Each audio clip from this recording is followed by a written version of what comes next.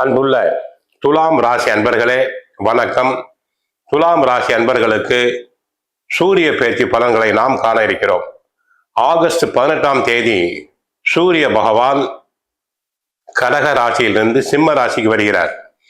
அதாவது இதுவரை 10ஆம் இடமாகிய ஜீவனஸ்தானம் தொழில் ஸ்தானத்தில் இருந்தவர் லாபஸ்தானத்திற்கு வருகிறார். சூரியன் ஆன்மா, கௌரவம், நிர்வாகம், தலைமை பொறுப்பு அனைத்துக்கும் பொறுப்பானவர். சூரியன் சாதகமாக வருவதால் எதிலும் முதன்மையாக இருக்க விரும்புவீர்கள்.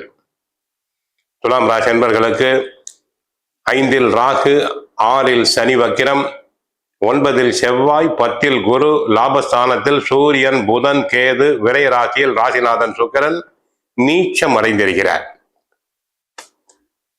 சூரிய பகவானால் நன்மைகள் பெருகும்.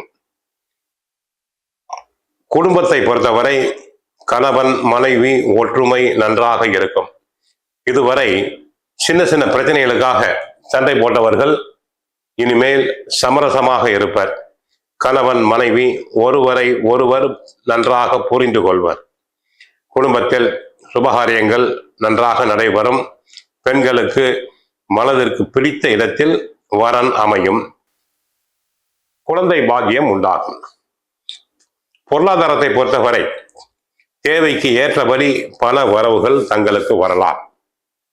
அதிகப்படியான பண வரவுகள் வருவதால் சேமிப்பினை தாங்கள் தொடரலாம். பழைய கடன்களை அடைப்பீர்கள். உத்தியோகத்தை பொறுத்தவரை சூரியன் சாதகமாக இருப்பதால் எதிலும் முதன்மையாக இருக்க விரும்புவீர்கள்.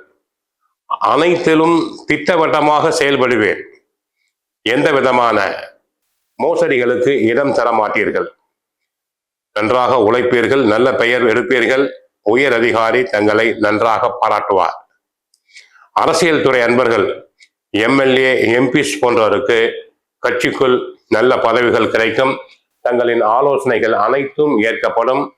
மக்களிடையே புகழ் செல்வாக்கு பெருகும். அடிக்கடி பிரயாணம் சென்று கொண்டே இருப்பீர்கள். விவசாயம் நன்றாக இருக்கும். விவசாயத்தை பொறுத்தவரை நன்றாக இருக்கும். பயிர்கள் செழிக்கும், மகசூல் அதிகரிக்கும், கால்நடைகள் நன்கு அபிவிருத்தி அடையும்.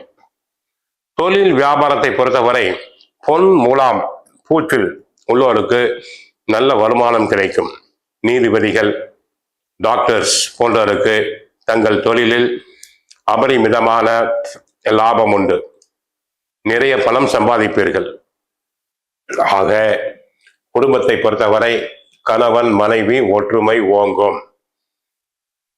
குழந்தை பாக்கியம் உண்டாகும். பொருளாதாரத்தை பொறுத்தவரை பண வரவுகள் நன்றாக இருக்கும். சேமிப்பீர்கள். உயர் கல்விக்காக சிலர் வெளி மாநிலங்கள், வெளிநாடுகளுக்கு சென்று வரலாம். உத்தியோகத்தில் சிறப்பாக இருப்பீர்கள். அரசியல் துறையில் முன்னேற்றம். தொழில் வியாபாரம் நன்றாக இருக்கும். கோயிலுக்கு சென்றால் கிருஷ்ண பரமாத்மாவை வழிபடுங்கள். வீட்டில் சுந்தரகாண்டம், பகவத்கீதை பாராயணம் செய்யுங்கள். வாழ்க வளமுடன், மங்களம் உண்டாகட்டும். ஹரே கிருஷ்ணா, ஹரே கிருஷ்ணா, ஹரே கிருஷ்ணா.